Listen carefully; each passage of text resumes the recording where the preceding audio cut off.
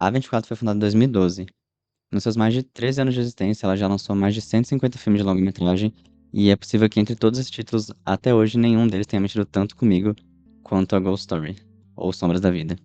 Eu sei que essa não é exatamente uma opinião polêmica, né? Muita gente tem esse filme como seu preferido da 24, apesar dele também ser um pouquinho divisivo. Quem é que lembra daquela cena de 5 minutos da Rooney Mara comendo uma torta? Oi, meu nome é Fernando, eu faço parte da 24 Brasil, e eu queria dar as boas-vindas para você nesse nosso primeiríssimo vídeo ensaio da página, onde eu vou falar sobre aspectos e interpretações do filme Sombras da Vida, que é o meu preferido da 24, posso dizer. E que também, na minha opinião, são aspectos pouco abordados na discussão sobre Sombras da Vida que a gente encontra aí pela internet. Bom, Sombras da Vida é um filme estadunidense de 2017, escrito e dirigido pelo David Lowery, que também dirigiu para 24 o incrível A Lenda do Cavaleiro Verde, que renderia um outro vídeo ensaio só para ele, e também o antecipadíssimo Mother Mary, que deve estrear ainda esse ano. O filme ele tem dois personagens principais, que é um casal, né? Eles não têm nome, só iniciais. Então a gente tem o C, que é interpretado pelo Casey Affleck, e a Amy, que é interpretada pela Rooney Mara. E os dois são um casal normal, vivendo uma vida normal, tranquila, em uma cidade pequena, até que um dia, de repente, o homem, o C, morre. Isso não é spoiler, é literalmente parte da premissa do filme. Só que depois da morte dele, a gente não vai acompanhar a mulher, a Amy, vivendo sua vida ou processando esse luto. A gente vai ficar com o homem, com o C. Só que agora como um fantasma. E um fantasma bem literal e cartunesco até. Sendo literalmente só o ator com um pano branco em cima da cabeça e dois buracos pros olhos. Então um fantasma como uma fantasia de criança mesmo. E é quando esse fantasma se recusa a seguir pro que parece ser a morte, o próximo plano, o céu, ou como você quiser chamar, que a história realmente começa e a gente embarca numa espécie de epopeia entre o espaço e o tempo para descobrir o sentido da vida. Ou será que ele nunca saiu de casa? Na maioria dos ensaios ou ensaios sobre sombras da vida que a gente encontra pela internet, muito se fala sobre os temas de memória, luto, legado e sim, né, eles estão muito presentes aqui no filme, mas eu acho que só falar sobre esses aspectos acaba limitando um pouquinho a interpretação do filme, uma espécie de tentar dar significado ao filme como uma coisa só. O filme é sobre isso. Tem espaço até para interpretações religiosas, mesmo o diretor sendo ateu e já dizendo que não acredita em vida após a morte. Mas tudo bem. Minha proposta aqui então é trazer uma visão que, se não for única, pelo menos é fresca sobre o filme. Não tentar definir o que é o filme, trazer uma resposta definitiva, mas trazer algumas interpretações e possíveis visões para talvez você conseguir reassistir o filme ou repensar o filme de uma forma um pouco diferente. Mas eu não quero que tentar definir sobre o que é o filme ou qual é o tema principal, nada, nem nada disso. Uma coisa que é muito ignorada quando a gente fala sobre a Ghost Story é a citação que abre o filme, logo no comecinho dele. A cada hora que você acordasse, havia uma porta se fechando. Essa é a citação, e ela vem de um conto da Virginia Woolf, que foi uma das escritoras mais influentes do século XX. O conto se chama A Casa Assombrada.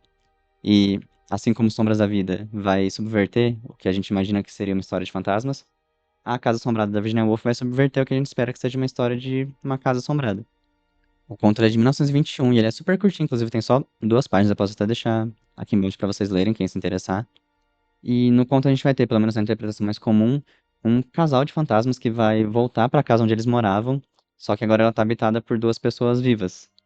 E esses dois fantasmas que chegam lá, parece que eles estão procurando por alguma espécie de tesouro, e eles passam pela casa, passam pelos cômodos procurando esse tal tesouro, e no final eles parecem encontrando.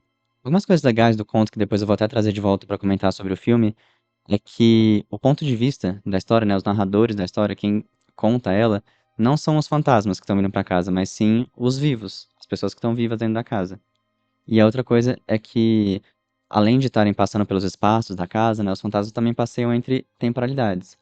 Então, nesse momento que eles estão buscando esse tesouro, que eles dizem que estão atrás, a escrita vai além daquilo que a gente já sabe, né, que fantasmas vivem um tempo diferente da gente, mas vão ter frases aqui como que o tesouro poderia estar centenas de anos atrás, então aqui a escritora realmente usa o tempo como se fosse um espaço, o que é super legal. E aí depois fala que não, que tá no norte, no leste, nas estrelas. O importante é que sim, né, no final do conto os fantasmas encontram esse tesouro que eles estavam procurando, repetindo uma frase que aparece várias vezes durante o conto, que é a salvo, a salvo, a salvo. O pulso da casa batia. O segredo é a luz no coração, como diz aqui a Virginia Woolf. Inclusive, Safe, Safe, Safe, a salva, a salva, a salvo, é o título de uma das músicas originais do filme. Mas volta. E essa luz no coração, que a Virginia escreve, é algo que eles observam nos próprios narradores, nos personagens que estão vivos. Ou seja, é o espaço se fundindo com memória, se fundindo com emoção, tudo se concentrando na imagem do casal que tá vivo. Porque se antes teve todo um foco na casa e nos seus arredores, a gente agora volta pra dentro pra entender que na verdade são as pessoas que seguram os tesouros das casas. Bonito, né? Mas será que não pode ser o contrário também? E as casas não segurarem nossos tesouros? Então agora, depois dessa longa introdução, eu quero falar um pouco sobre a tese principal desse ensaio, vídeo ensaio. Eu quero falar sobre casas, sobre espaços, mas mais especificamente sobre espaços afetivos. Então segura minha mão, que a gente vai viajar legal. A Virginia Woolf também tem um texto, que na verdade é uma palestra que ela deu uma vez, chamado Um Teto Todo Seu, mudando aí dependendo da tradução. E esse texto em si não tem tanto a ver com a premissa do filme em si, mas eu acho que se eu não conhecesse essa escrita dela, eu não teria dado tanta importância para aquela citação no começo do filme e não teria ido atrás do conto dela.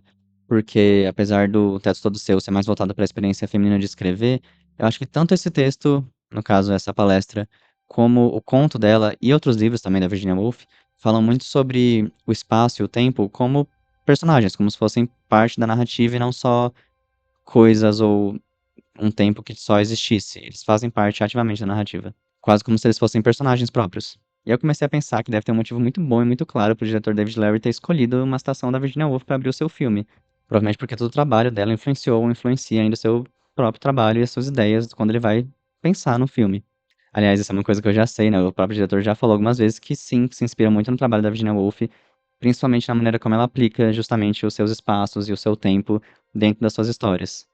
E que ela é uma inspiração não só para os seus filmes, mas na sua própria vida. Ele vai citar principalmente os livros Orlando e Ao Farol, que dentro do trabalho da Virginia são talvez os que mais trazem essa questão de lugares e de tempo que se comportam como personagens, movimentando a narrativa de uma forma realmente ativa.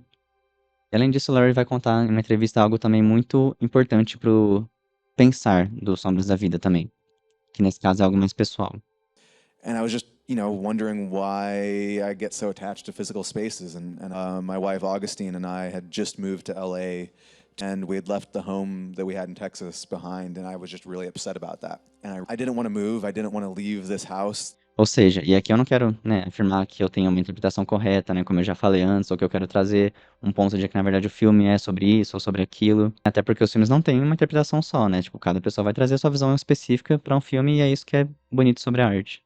Mas eu vou seguir por esse caminho sim, para reforçar minha tese de que, na verdade, o personagem principal de Sombras da Vida não é o do Casey Affleck e não, também não é o da Rooney Mara, mas sim a própria casa deles. Foi muito longe? Acho que não, né? O motivo pelo qual eu falo que a discussão e o discurso sobre o filme perde um pouco de força quando a gente pensa, o filme é sobre memória, o filme é sobre luto, e claro, ele é sobre essas coisas, mas é que, pra mim, pelo menos os personagens aqui em específico parecem muito superficiais. E isso não é um aspecto ruim do filme de jeito nenhum, mas tem uma constante aqui, muito importante, de tanto o personagem do Casey Affleck como o personagem da Rooney Mara, é que depois de um certo tempo eles acabam sumindo. Depois que o homem morre, a Rooney Mara vai ter aquela cena super memorável da torta, mas depois disso ela vai embora da casa. E a gente não vai seguir ela pra descobrir como ela vai processar esse luto nem nada disso. Ela simplesmente vai. E sim, dá pra argumentar que talvez o personagem principal da história realmente seja o fantasma, porque, né, afinal ele tá em praticamente todas as cenas e a gente acompanha ele pela maior parte do filme. E sim, também, mas a gente também não conhece muito sobre ele. Eu diria, aliás, que ele tá muito mais ali pra ajudar a gente a entender essa ideia de que, na verdade, os espaços é que são importantes pra ajudar a gente a navegar por esses espaços e por esses lugares, do que como um personagem complexo em si. E é por isso que, pra mim, essa casa realmente seria o personagem de maior importância. Mas deixa eu dar alguns exemplos pra vocês usando cenas do próprio filme. Uma das cenas mais memoráveis de Sombras da Vida é quando o fantasma vai encontrar um outro fantasma que tá morando na casa do lado e vai fazer pra ele aquela pergunta: quem você tá esperando? E aí o outro fantasma vai dizer que não se lembra.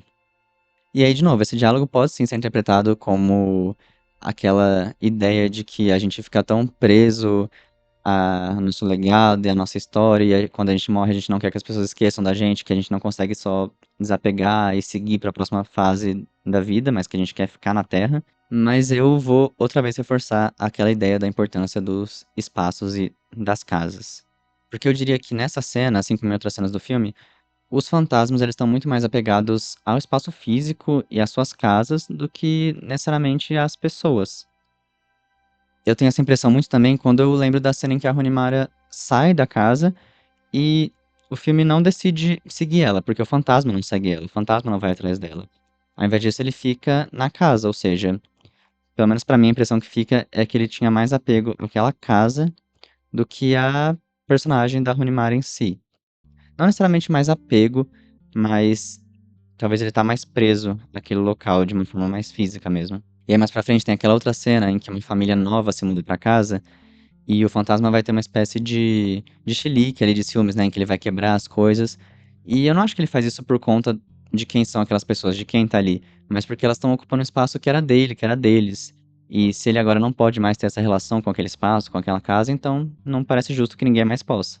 Então, assim, quando aquele outro fantasma diz que não se lembra porque ele tá esperando, pra mim é muito mais um sinal de que ele tá pegado àquele lugar.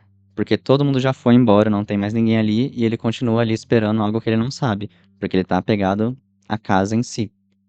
E é difícil esquecer um lugar, né? Claro que é difícil esquecer pessoas também, mas me diz aí se uma casa não guarda junto com ela inúmeras memórias e por conta disso também inúmeras pessoas. Então talvez, de certa forma, seja até um pouco mais difícil de esquecer de uma casa do que esquecer de uma pessoa específica. Complicado desapegar de alguma coisa assim. E eu não duvido que você também tenha um local que pra você seja especial. E que talvez fosse difícil de você esquecer completamente. E essa minha ideia toda, só pra dizer que eu não tirei tudo da minha cabeça, pode ser reforçada também com uma coisa que a própria personagem da Rooney Mara fala no começo do filme, sobre o que ela passava na infância tendo que se mudar constantemente com os pais. Né, ela vai falar que ela escrevia bilhetinhos, né, notas, mensagens em papel, dobrava e guardava, escondia pela casa, porque, como ela própria diz, se algum dia eu quisesse voltar, haveria uma parte de mim me esperando.